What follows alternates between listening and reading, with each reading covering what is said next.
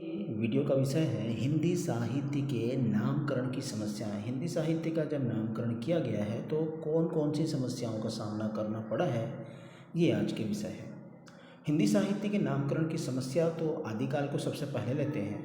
हिंदी साहित्य के इतिहास ग्रंथों में जिस युग को हिंदी साहित्य का आदिकाल अथवा वीरगाथा काल या चारण काल माना गया है, वस्तुतः अपभ्रंश भाषा के इतिहास का युग है।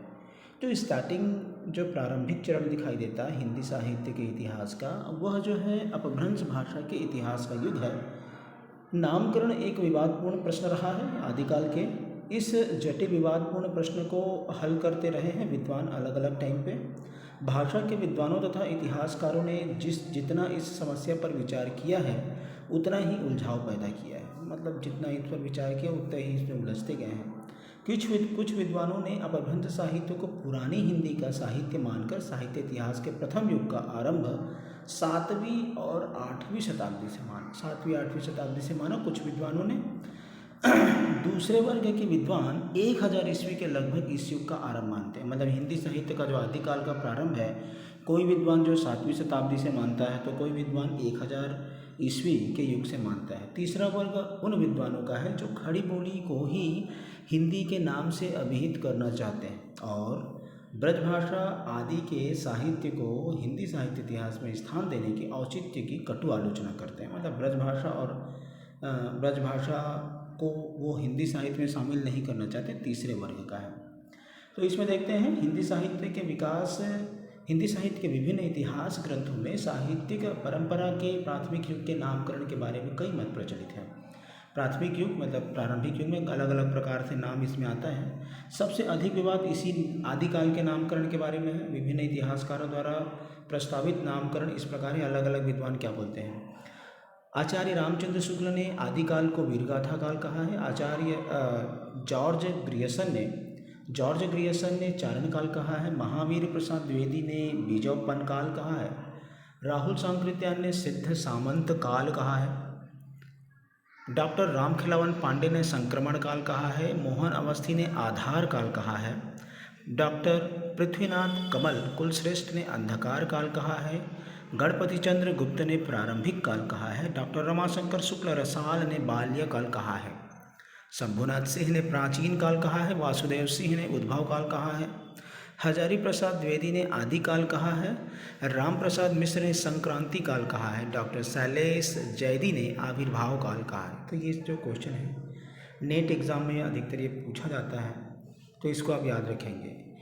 इस सव्यवस्थित नामावली के अतिरिक्त अन्य विद्वानों ने भी हिंदी साहित्य के प्रथम युग के नामकरण की समस्या को हल करने का प्रयास किया। मतलब सबसे ज़्यादा विवादित आदिकाल ही है, किंतु सभी विश्लेषकों के प्रस्तावित नामों में आचार्य हजारी प्रसाद द्विवेदी के नाम जिन्होंने आदिकाल दिया है वो सर्वमान्य, सभी को वो प्रचलित है। हिंदी साहित्य नामकरण की समस्या। दूसरा है भक्तिकाल। भक्तिकाल में से कोई समस्या नहीं है। हिंदी साहित्य इतिहास की 14वीं शताब्दी के जिस कालखंड को पूर्व मध्यकाल और भक्तिकाल नाम दिया गया है, उसकी संपूर्ण दार्शनिक, रचनात्मक और सांस्कृतिक पृष्ठभूमि मध्यकालीन भक्ति आंदोलन में विद्यमान है।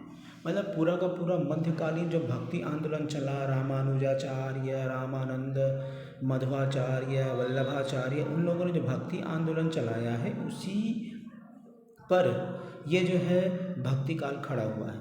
भक्तिकाल संबंधी शुक्ल जी का, आचार्य रामचंद्र शुक्ल का काल निर्धारण को विशेष स्वीकृति मिली है। उनके द्वारा किया गया अंतर्विभाजन प्रायः इतिहासकारों द्वारा अपना लिया गया। मतलब हिंदी साहित्य के इस मध्यकाल वाले नाम को आचार्य रामचंद्र शुक्ल जी ने भक्तिकाल कहा है। इसी को सभी विद्वान जो स्वीकार करते हैं। उन्होंने सर्वप्रथम हिंदी साहित्य इतिहास के पूर्व मध्यकाल को भक्तिकाल नाम दिया। भक्तिकाल नाम किसने दिया है? तो भक्तिकाल नाम अपने रामचंद्र शुक्ल जी ने दिया है। इसकी कालावधि 1375 संवत से 1700 संवत तक मानी जाती है। इसके अंदर उन्होंने 4 भक्ति काव्यधारा को माना है। मतलब इस भक्तिकाल के 4 प्रकार से पाठ किए हैं। पहला है निर्गुण काव्यधारा, जिसको ज्ञानाश्रयी शाखा कहा है। निर्गुण काव्यधारा के अंतर्गत ज्ञानाश्रयी शाखा, निर्गुण काव्यधारा के अंतर्गत प्रेमाश्रयी शाखा, जिसको सूफी शाखा कहते हैं। सगुण धारा के अंतर्गत राम भक्ति शाखा है। सगुण धारा के अंतर्गत कृष्ण भक्ति शाखा। मतलब निर्गुण के 2 हैं, सगुण के 2 हैं। आगे है भक्तिकाल के नामकरण, उसकी सीमा को लेकर के विवाद नहीं है, विवाद बहुत कम है। डॉक्टर ग्रियर्सन ने 15वीं शताब्दी को धार्मिक पुनर्जागरण काल घोषित किया जो स्थापना दी थी। उसी जमीन पर आचार्य रामचंद्र शुक्ल ने भक्ति काल नाम दिया। मतलब सबसे पहले ग्रियर्सन ने इसको धार्मिक पुनर्जागरण काल कहा, फिर आचार्य रामचंद्र शुक्ल ने भक्ति काल नाम दिया। अपने इतिहास में उन्होंने 1375 से 1900 ईस्वी तक के काल के मध्य को मध्यकाल कहा है। यह स्वीकार लेने में किसी भी इतिहासकार को कोई आपत्ति नहीं हुई कि भक्ति युग इसकी प्रमुख प्रवृत्ति थी और इसी आधार पर 15वीं शताब्दी के अंतिम भाग से लेकर 17वीं शताब्दी के आरंभिक तक की रची गई काव्य परंपरा के समूचे कालखंड को भक्ति काल की संज्ञा दी गई। मतलब 15वीं शताब्दी से लेकर के 17वीं शताब्दी तक की जितनी भी रचनाएं हैं उसको क्या कहा गया है, भक्ति काल के अंतर्गत माना गया है। आचार्य रामचंद्र शुक्ल इसको क्या बताते हैं, 1375 विक्रम संवत से 1900 विक्रम संवत तक। आगे है हिंदी साहित्य नामकरण की जो रीतिकाल है उस पर चर्चा कर लेते हैं। उत्तर मध्यकाल, मतलब मध्यकाल है, मध्यकाल को दो भागों में बांटा गया, पूर्व मध्यकाल और उत्तर मध्यकाल। तो उत्तर मध्यकाल को रीतिकाल की संज्ञा दी गई है, उत्तर मध्यकाल को रीतिकाल कहा गया है। नामकरण के बारे में इतिहासकारों के बीच इसमें भी पर्याप्त वैमनस्य है। आचार्य रामचंद्र शुक्ल ने रीतिकाल नामकरण की प्रासंगिकता सिद्ध करते हुए रीति शब्द की विस्तृत व्याख्या की है। किसकी विस्तृत व्याख्या की, रीति शब्द की विस्तृत व्याख्या की है। उन्होंने यह स्पष्ट किया है कि रीति शब्द अपनी बहुआयामी गरिमा के कारण पर्याप्त व्यंजक और अर्थपूर्ण है। डॉक्टर शिवमूर्ति शर्मा के अनुसार हिंदी साहित्य के उत्तर मध्यकाल में रीति संबंधी ग्रंथों की प्रमुखता को देखते हुए शुक्ल जी ने इसका नामकरण रीतिकाल किया है। मतलब आचार्य रामचंद्र शुक्ल ने ये जो उत्तर मध्यकाल वाला पार्ट है इसमें रीतिकाल, इसमें रीति संबंधी ग्रंथों की अधिकता थी, इसी कारण से इसको क्या नाम दिया, इसी कारण से इसको क्या नाम दिया, इसी कारण से इसको रीतिकाल नाम दिया है। आगे देखते हैं। रीतिकाल के कई नामकरणों और सीमाओं के बीच उल्लेख करते आए इतिहासकार जैसे कि मिश्र बंधु ने इसी रीतिकाल को अलंकृत काल कहा है। मतलब इसमें अलंकार की प्रधानता है, इसके कारण इसने कहा कि ये अलंकृत काल है। आगे आता है आचार्य चतुर्सेन शास्त्री।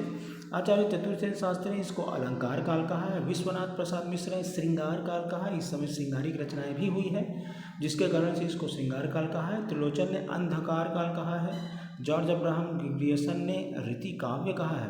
रामचंद्र शुक्ल ने रीतिकाल कहा है और रमाशंकर शुक्ल रसाल ने कलाकाल कहा है। रीतिकाल के इन विभिन्न नामों को देखने से यह स्पष्ट हो जाता है कि उत्तर मध्यकाल के इस एक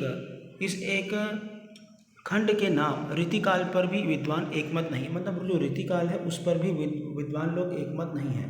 कोई क्या नाम देते हैं, कोई अलंकृत काल बोलते हैं, कोई अलंकार काल बोलते हैं, कोई श्रृंगार काल बोलते हैं। तो ये क्वेश्चन पूछा जाता है, अलंकृत काल किसने कहा है, मिश्र बंधु ने। श्रृंगार काल किसने कहा है, आचार्य विश्वनाथ प्रसाद मिश्र ने। रीतिकाल कहा है आचार्य रामचंद्र शुक्ल ने। ये तीनों बहुत प्रसिद्ध हैं। कलाकाल कहा है रमाशंकर शुक्ल रसाल ने। ये आप याद रखेंगे। आगे आता है रीतिकाल पर विद्वान एकमत नहीं है, परंतु फिर भी आचार्य रामचंद्र शुक्ल जी ने जो रीतिकाल दिया है वही सर्वाधिक मान्य है, और इसी के अनुसार ही जो इतिहास ग्रंथ है वो लिखा जाता है। आचार्य रामचंद्र शुक्ल ने ही आधुनिक काल के इतिहास के सुविख्यात वर्गीकरण उपवादन किया। फिर आचार्य रामचंद्र शुक्ल ने आधुनिक काल का विभाजन किया है और उसका वर्गीकरण किया है, और बहुत अच्छा तरीके से प्रयास है। उन्होंने आधुनिक काल को दो भागों में बांटा है, एक है गद्य वाला काव्य और एक है काव्य, गद्य और काव्य। तो इसका भी उपविभाजन देख लेते हैं। क पाठ है आधुनिक काल गद्य खंड और ख पाठ है आधुनिक काल काव्य खंड।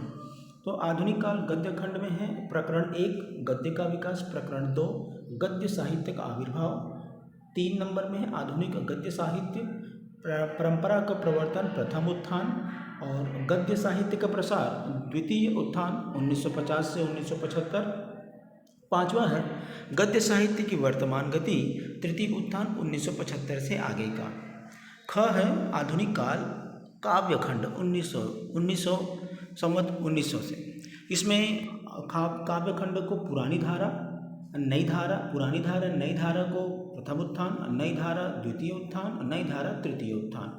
जो आधुनिक काल का जो काव्य खंड है उसको पुरानी धारा और नई धारा कहा है, नई धारा को 3 भाग में बांट दिया है। इसके तहत आप देख सकते हैं कि हिंदी साहित्य के सबसे नवीन युग क्रमशः साहित्य प्रवृत्ति का परिचय मिलता है। मतलब इसमें जो है ना नवीन युग है ये, और वहीं दूसरी तरफ इस कालखंड के नामकरण की सार्थकता का भी आभास है।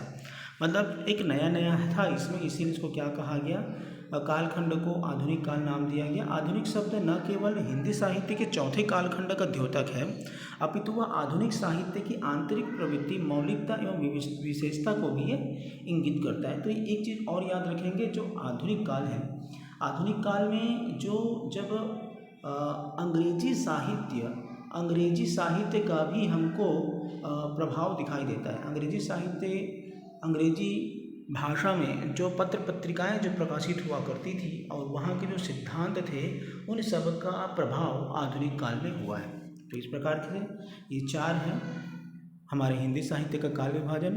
पहला है आदिकाल, दूसरा है भक्तिकाल, तीसरा है रीतिकाल, चौथा है आधुनिक काल। इसके नामकरण को लेकर के आज हमने चर्चा किया, और वीडियो देखने के लिए धन्यवाद।